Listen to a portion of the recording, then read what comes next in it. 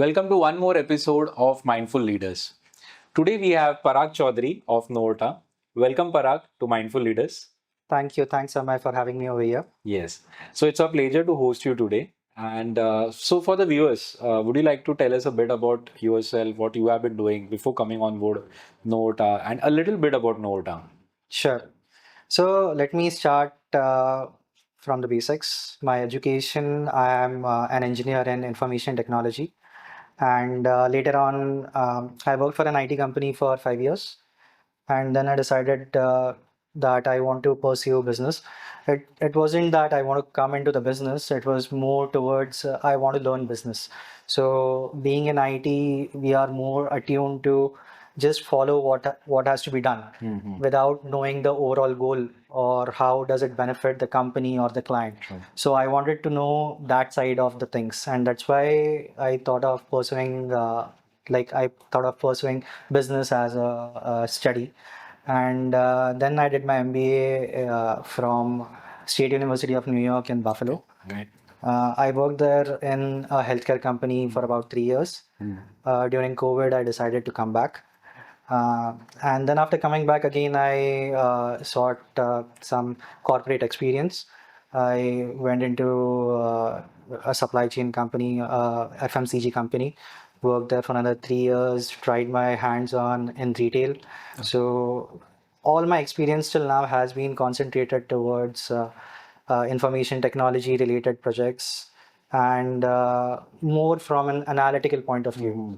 And now, almost 8 months back, I joined Novota Thermotech. So Novota Thermotech is almost now 16 years old company. Got incorporated about 10 years back. It was founded by my father, Mr. Rajendra Chaudhary, and Mr. Satish Patil. So both are last generations or yester generation, that's what we call engineers, VTech engineers, Correct. and both in chemistry. And Noda Thermotech is basically a manufacturer of specialty functional coatings, mainly towards thermal management in industries. And yeah, I think that's the overall picture. And yeah. Yeah. So great. Thanks, Parag, for the lovely introduction. So Parag is a second generation entrepreneur, which you must have realized by now. And Parag, you also know, being a second generation entrepreneur has its own set of benefits as well as challenges. You have a legacy to take ahead. Like there are already set systems in Novota, which probably you will have to comply with. Yes. But I'm sure you bring in a lot of new energy, new ideas to the table. So how do you balance both the legacy part as well as the innovation at Novota? So, very apt question, I think, because when I joined the company, I was youngest in the company in terms of experience in this field, because there was a team already working, and the team was also the good thing about our company is our team has been there with us for a long time. So everyone, like, almost average experience in our company itself is 5 years. Okay. So the people have been there for a longer time, but they have been attuned to work in a certain way. And when I came from the corporate culture, there were certain things that I felt that probably that could enhance the efficiency and the speed, I may say. Because so just for an example, a very small example, that on a daily basis, now what we do, our factory is in North Maharashtra, and our satellite office is based out of Thane. So coordination is going to be the key to Correct. success over Correct. here, because all the R&D work, the manufacturing goes out in the factory, happens in the factory, and the directors, the technical staff, they sit over here in Thane.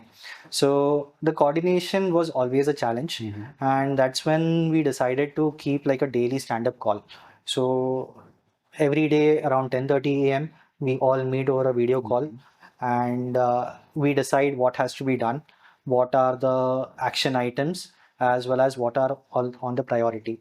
And another vast difference, or I may say a shift that we are trying to bring in, is that everyone who is working on any of the projects, they should know the end goal, why and what we are doing, why we are doing, and what has to be achieved out of it. Because that's when they have the skin in the game, they understand the purpose why they are doing it, and they take more interest now. So after each and every day that has been passing, we see that they are also getting developed. Our workforce is also getting developed, both technically as well as like from business orientation point of view. So, is this the learning what you picked up from your IT days? Because I remember you mentioned during your IT period, you probably were not knowing what the end goal is, Absolutely. and you are giving a lot of clarity to your team members in Right, terms of what needs right. to be achieved. So that is what you are very right, because that is what I learned in my around 10 to 12 years of corporate experience. Initially, when we are lower down the ranks, when we start as a fresher, so that time it's more of what our lead tells us to do. And that is why probably again I remember my IT days, IT company days, that initial 2 3 years I did not find my work enjoyable, because it was probably monotonous, that okay, you have to just do this and this amount of time. But as in how I started to gain the understanding why it is happening or why is it required and what is the final impact to the client. So that is when I started to enjoy the work. And even uh, like it's not about the number of hours again, but I happily put in the number of hours, because that gave me a satisfaction that okay, I'm solving a problem. Correct. So similarly, even our workforce now is involved in the same capacity. That's amazing. Really, really, I think it's a great learning which we all can look at implementing. I think giving clarity and telling them what are the goals of the company and how their goals are probably aligning with the company. Right. That really, I'm sure, must be giving them a great boost Absolutely. in their day-to-day activities.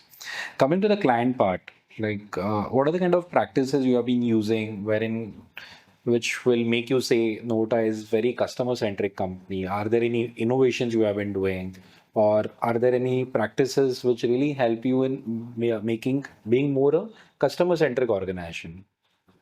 So right from the beginning, Novota has been R&D first company, and all our product offerings, or most of them actually, industrial coatings.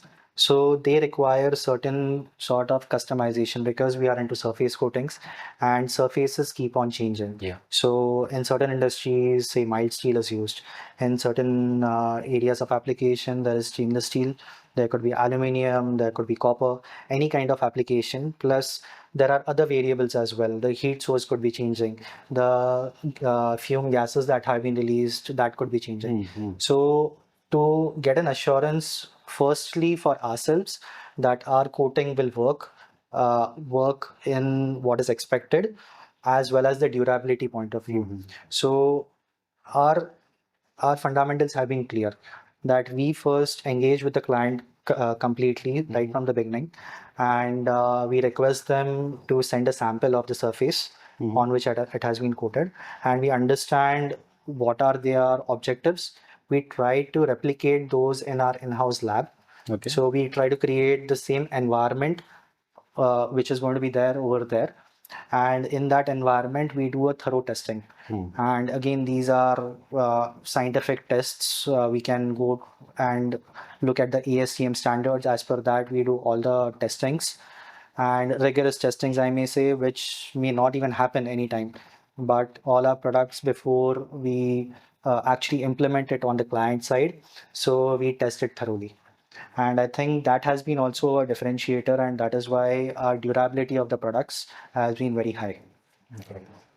So overall, you are in a space which will have a lot of innovation because you are into products which are heat resistant. You are helping in saving energy. Right. So, what do you see in terms of the future? Where is this industry headed? What are the new age things which might happen, which are, let's say, not happening right now? But do you foresee something like that happening? And are there any plans at Novota to move towards that? So in general, we see all over the world that industries, countries, everyone, and even on a personal basis, we are trying to be sustainable, more sustainable. Uh, how much ever possible, we are trying to reduce the wastage, as well as even just for a smaller example. Now, if I give you a choice that you buy a petrol car or you buy a EV, you may go for an EV because the primary reason would be, even if it's a little more expensive, but it's environmental friendly. So the general push over in all around the industry is sustainability, and even government is playing a big part over here. Correct. We have international commitments on net zero, so reducing the carbon footprint, the CO2 emissions, has been on the mind of our Indian industry. So energy saving products like these, like ours, so they have a tremendous scope going ahead, because again, we are just scratching the surface right now. Correct.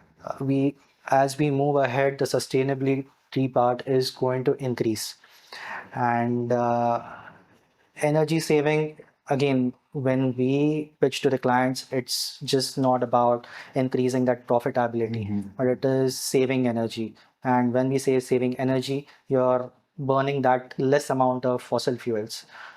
On a general point of view, on an environmental point of view, that much amount of fossil fuel usage is reducing. So that is why I think energy saving products are going to be the trend going ahead. Got it. Got it. So as a company note, I'm sure this has a lot of the products have a lot of scopes in international market too. Right. I know Note is already exporting to North America market. Yeah. So since we have a globe here, so are there any specific countries you would be looking at expanding? And if yes, then do you see B2B marketing or marketing as an activity helping you achieve that? So yeah, we actually started, or probably our major clients are based out of India, are based outside of India, I may So say. how much would be the roughly percentage distribution? So right now it's actually 80/20. Oh. And we are trying to develop our local market, because this concept, again, when started 10 years back, was very new concept. So creating a market space over here was difficult. And at that time, digital marketing was not very hugely hit, or I may say was not available at all. Yeah. It was in a very nascent stages. So the concept of energy saving, sustainability, again, we follow the West. That's what we always hear. So from US, we were approached that we are looking for such and such energy saving coatings.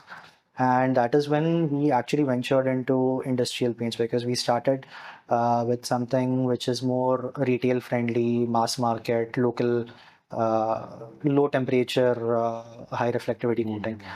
Uh, but yeah, so the thing is that internationally the concept is more acceptable, and US has been the forefront. But going ahead, I think Europe is definitely the second best, where industrialization is so Yeah. vastly spread out. And then even now, Africa continent has been developing at a very fast pace. So that is one of the areas that we like to explore, definitely. And then we have certain talks going on in MEA region, Middle East, and Australia. So coming to your point of digital marketing, so that is where, when I was saying that 10 years before, it was difficult to uh, like tell your concept to a large set of audience, because to reach to that level of people, it was difficult. Offline marketing, again, how many conferences are you going to go? And offline marketing, if you go to a conference, there are already like tens and hundreds of stalls. The attention span, you never know how much it's going to stay. So that's where digital marketing actually helped us.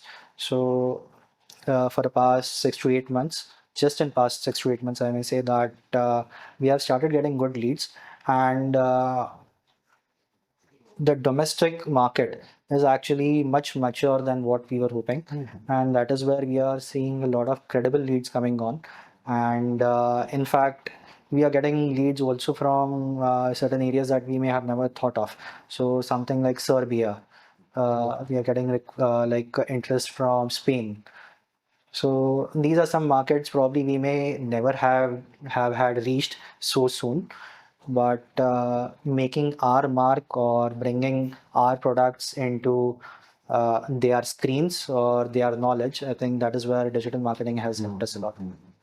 So I would phrase it this way: digital marketing has not only led to more opportunities, but also made you realize that so many opportunities exist. Absolutely. Because I think that's a very important role it Right. plays in terms of giving you more insights Yeah. of the market where you can enter. Right. Which I think a lot of other business owners tend to miss out on. It's Correct. more on certain assumptions and certain preconceived notions what they have. That a market A is only the one which is suitable for products. Yes. I think it does help. And from another perspective, also that our products are more pull oriented than push oriented. Exactly. Because our products are not like bulk products. That is why digital marketing has brought in the awareness required.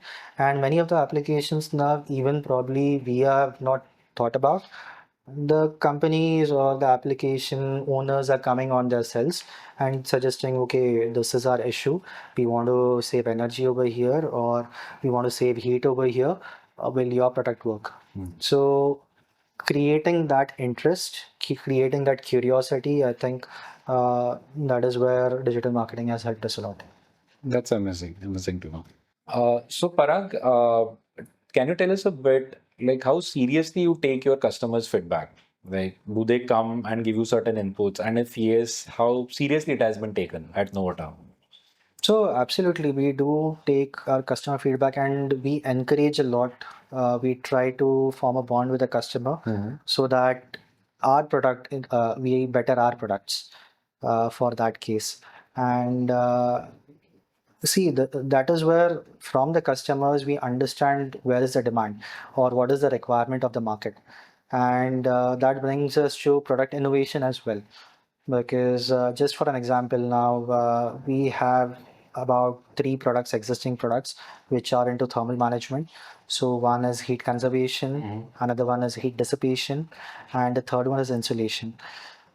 If we see from a thermal management REM point of view, we were missing a high absorptive or high conductive coating because that is a natural one that was missing. But we were so occupied with all the other coatings that we have that we overlooked it, or probably we did not pay much attention to it. It is when the customers or when the clients came up and asked that this is our requirement, we actually want something to heat like to enhance the heating or to fasten up the heating. So what can we do? And then we scratched our heads and we thought, okay, fine, this is something which is missing in our thermal management portfolio. We take pride in saying that we are into thermal management solutions and we have expertise in this. But this is what we are missing, which will complete our portfolio of entire thermal management solutions. So that is where we have now started developing a new product for this market. So Parag, I'm sure you being a second generation entrepreneur, you appreciate the fact that companies can't just grow on with the business owner. Everything cannot revolve around them. Right. Otherwise, a company like a Tata or Godrej would not be so big where they are. So, what are you doing to create more leaders in the company? Are you proactively indulging in certain practices which will create more leaders for different functions? How do you go about it? So, very correctly, that traditionally how SMEs operate is that it is more people oriented. So now we are shifting to process oriented.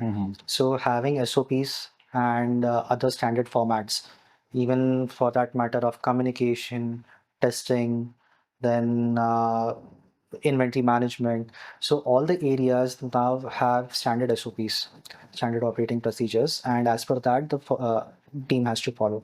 Another thing is that to create new leaders. So what shift we are doing now is that we are assigning individual product owners. So we have several projects going on parallelly, and these projects are linked to products that we manufacture. Okay. So what we have done is we have assigned product owners. Say two products would be taken care by one individual, other two products would be taken care by another individual, and that individual should have a thorough understanding of what the product does, what the again end goal is, and the testing, what testing philosophies.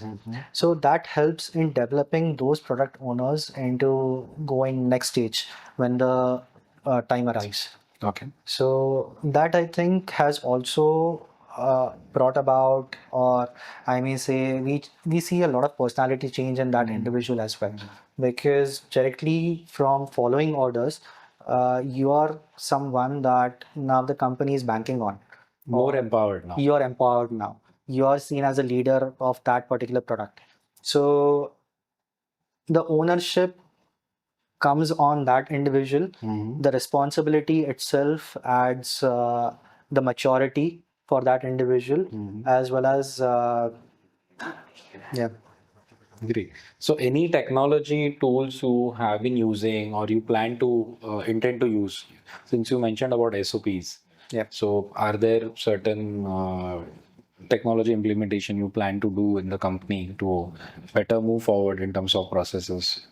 So right now, with this size, probably we don't have any hi-fi technology tools for project management or for inventory management.